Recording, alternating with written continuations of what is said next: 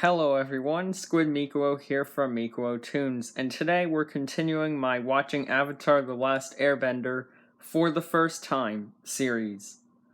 This video is going to be about Book 2, so if you haven't seen the Book 1 review, you might want to check that out first. And while we're on the topic of my Book 1 review, I ended that by predicting the rest of the show, and I was wrong about a lot of it. The Book 2 finale really caught me off guard, and now I have no clue what's going to happen next, but I'm still confident in Zuko's redemption arc. It is going to happen. I'm still 100% sure about that. Speaking of Zuko, let's talk characters development. I feel like Zuzu got the most development this season, especially in Zuko Alone, which is the greatest episode of the show so far. I love that episode. I felt bad for him in the Book 1 review, but now I really feel bad for him. His backstory is just really, really depressing.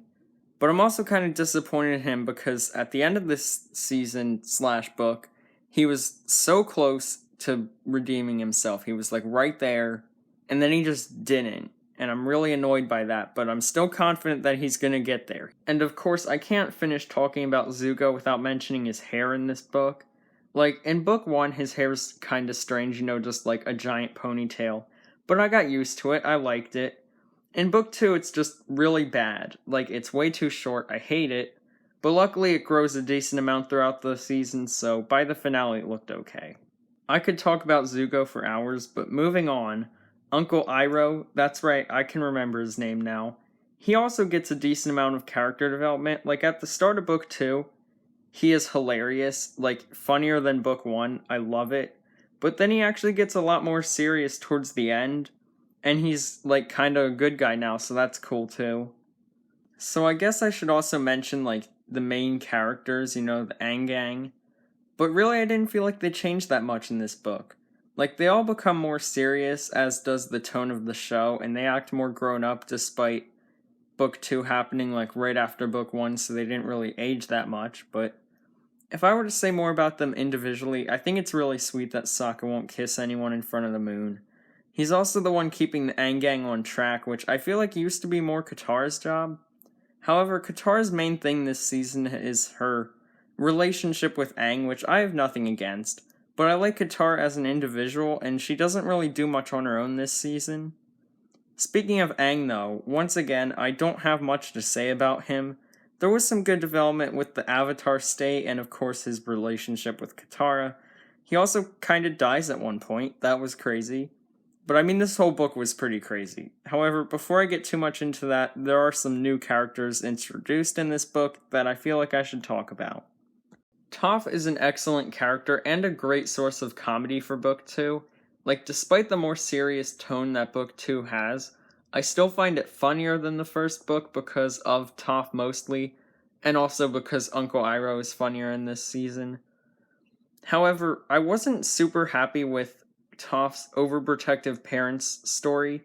I like the concept, and it made sense because she is blind, and even though she can handle herself, I guess it kinda makes sense why her parents would be overprotective in that sense. But I really wish they would have done more with that concept than just send two guys after her. That was kind of underwhelming. But still, great character, and I love when she messes with Sokka because it's hilarious. So, Azula and friends were the main villains in this book, and they're certainly good villains, which makes me not like them.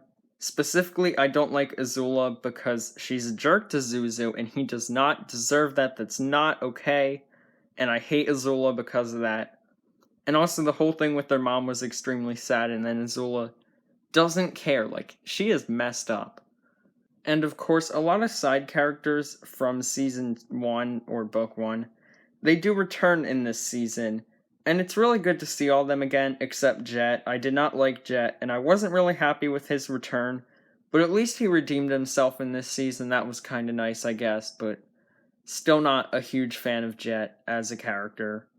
Finally, I'm actually going to talk about the story for the season.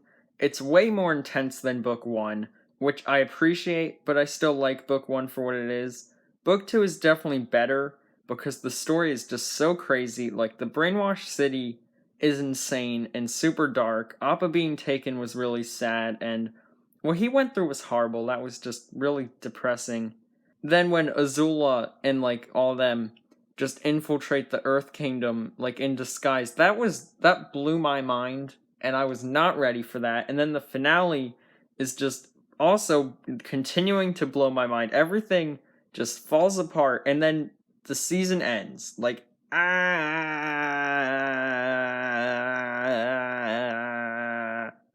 So anyway, I guess that wraps up my thoughts on book 2. It was one wild journey, but anyway, now I'm gonna go watch season 3 because I need to see what happens next. Like, I've waited like 2 weeks to record this review, and I regret it because I need to watch season 3, so I'm going to do that right now. So yeah, I hope you guys enjoyed. Thanks for watching. Squid Mikuo is out. Peace. It's moments like these when I really regret starting to talk at like the end of my videos because I really want to watch season 3. And I honestly don't really have a lot to talk about at this like end part here. So I'm just going to talk about Zuko again. Like seriously, the redemption arc, I'm ready to see it. And I feel so bad for him. Like somebody better give this man a hug. Also, somebody give Uncle Iroh a tea shop and just let him stay there, okay? But I'm seriously ending the video now.